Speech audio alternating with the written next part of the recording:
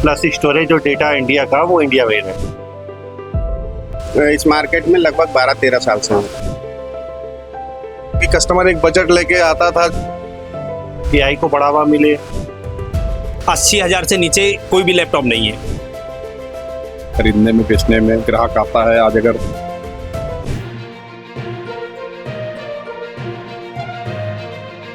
नमस्कार, इस समय हम राजधानी के नाजा मार्केट में आए हुए हैं। हमारे सामने हमारे पास देख सकते हैं कि कई सारे व्यापारी बैठे हुए हैं जो कि कंप्यूटर, लैपटॉप, एसेसरीज से जुड़े हुए व्यापारी हैं। इन दिनों ऐसी खबरें हैं कि लैपटॉप, कंप्यूटर और उसके पार्ट्स के दाम में पहले की अपेक्षा कुछ उछाल आ गया है। मैं कंप्यूटर का व्यापारी हूँ।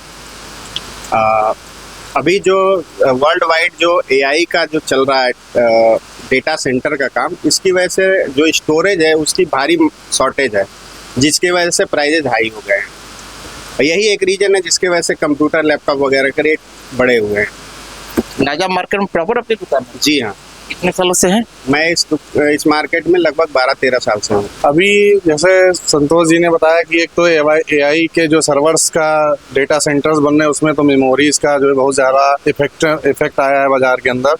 उसके अलावा अभी जो रिसेंटली जो पेट्रोल डीजल के दामों में वृद्धि करी गई है, उससे भी इफेक्ट आया, क्योंकि ट्रांसपोर्टरों ने बहुत सारा प्राइस हाइक कर दिया है, तो उसके वजह से भी प्राइस हाइक हुआ है। प्राइस पीछे से भी हाइक, उसके बाद जो लीडिंग ब्रांड्स कंपनी जो मेमोरीज में हैं, उन लोगों ने क्या किया, जितना भी स्टॉक रखा है तो वो करंट प्राइस के हिसाब से आगे हमारे जैसे व्यापारियों को बिलिंग दे रहे हैं, तो उस वजह से प्राइस सूटअप बहुत ज़्यादा हो गया, जिससे बाजार में जो है कस्टमर का जो फुटफॉल है बहुत कम हो गया है। क्योंकि कस्टमर एक बजट लेके आता था, जो उस बजट से बाहर उसका सिस्टम या जो भी गैजेट्स वो लेना चाहता, उसके पॉकेट से बाहर चला जा रहा प्रोडक्ट। अपना जो बेसिकली बिजनेस है वो पूरा कंप्यूटर पेरिफेरल्स का होलसेल में करते हैं काम। तो डीलर हमारा क्योंकि कांटेक्ट रहता है।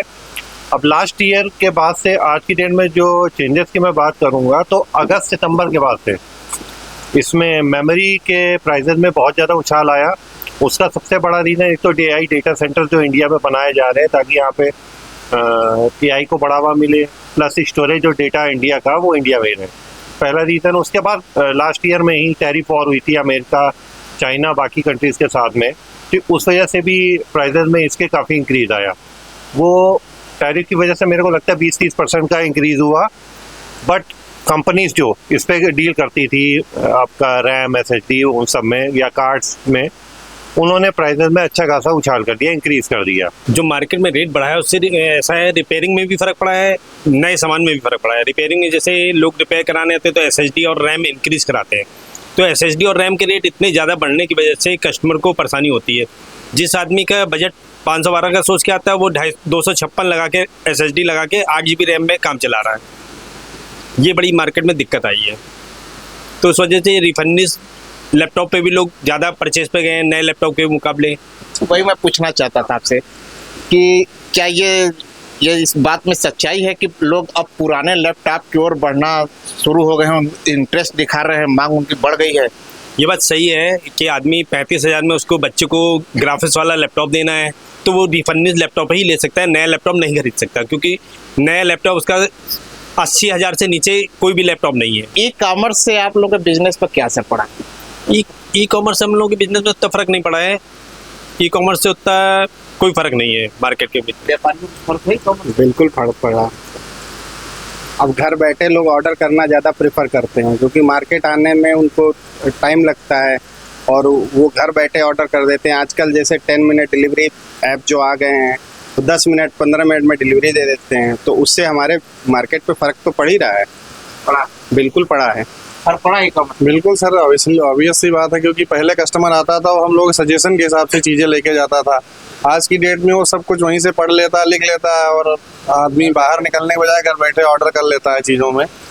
और ये सब लगभग कंपनीज की और ई कॉमर्स कंपनियों की मिली भगत है कि उनको डबल पैसा कमाना, तो इधर जो है चैनल व्यापारियों को भी अपना कंपनियां टारगेट पूरा कर रही हैं, उसके बाद बल्क में ई कॉमर्स कंपनीज को अपना मटेरियल बेच के अपना टारगेट पूरा कर रही हैं, तो उनका तो कुल मिला के चांदी है कंपनीज की, उनका तो पैसा और उनका मार्जिन सेट है अपना। बाजार की चहल पहल ई कॉमर्स से खत्म हो गई है, क्योंकि बहुत जो ज़्यादा एजुकेटेड या ज़्यादा क्रीम लेयर का कस्टमर है वो बाजार आना प्रेफर नहीं करता है मेरे हिसाब से। ई कॉमर्स से फर्क पड़ा?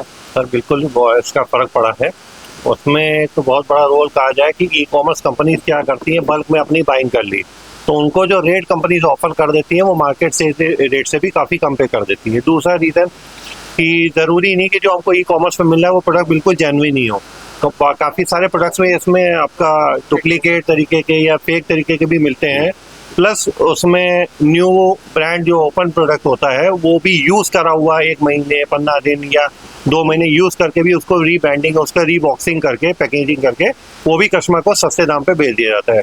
इसमें प्रॉब्लम क्या है, कस्टमर को भी हो रही है प्लस हम डीलर्स को भी, जो एक्चुअल में नए प्रोडक्ट्स डीलर कंज्यूमर को ऑफर करते हैं तो वो कहीं ना कहीं वो 2-4 हज़ार का प्राइस का वेरिएंस होने वजह से वो कस्टमर ई कॉमर्स प्लेटफॉर्म पे चले जाते हैं। सरकार से क्या मांग करना चाहिए? ई कॉमर्स को लेके कुछ इस तरीके की पॉलिसी बनाई जाए ताकि वो ऑफलाइन पे भी जाए और ई कॉमर्स पे भी कस्टमर को नियर बाय सेम प्राइसिंग पे प्रोडक्ट मिले, जेन्युइन मिले और कस्टमर को भी लाभ हो और प्लस जो ऑफलाइन व्यापारी है उनको भी लाभ हो। और नाजा मार्केट में मेरी शॉप है, यहाँ पे लगभग 20 सालों से मैं व्यवसाय कर रहा हूँ। Laptop valley and security system नाम से मेरी शॉप है। जी बताइए।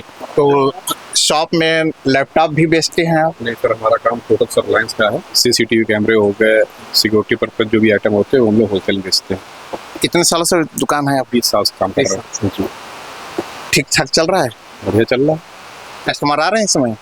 नहीं, कस्टमर तो देखिए, तो एशिया की नंबर 2 मार्केट नाजा मार्केट है जो, और कस्टमर आने क्या है यहाँ पे तो इस समय थोड़ा स्लम्प है, रेट बढ़ रहा है आए दिन और ये जो डीजल पेट्रोल के जो ये दाम बढ़ रहे हैं और भी चीज़ें जो बढ़ती जा रही हैं रेट की, तो रेट हमारा स्थिर नहीं है। आज कुछ 1000 की है तो कल 1100 हो जा रही है।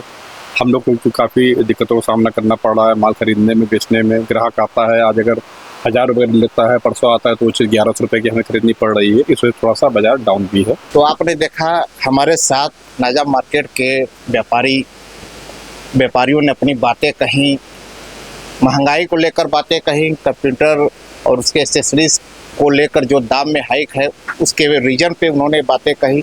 यह भी बोला कि लोग पुराने लैपटॉप की ओर भी इंटरेस्ट दिखा रहे हैं क्योंकि जो न्यू लैपटॉप है वो इतने महंगे हो गए हैं कि एक आम कस्टमर्स के लिए उसको सर्वाइव लेना उतना आसान नहीं रह गया है।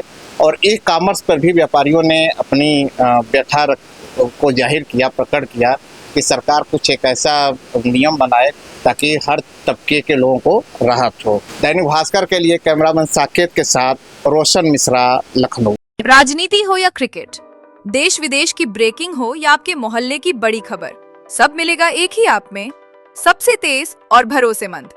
अभी डाउनलोड करें दैनिक भास्कर डिजिटल।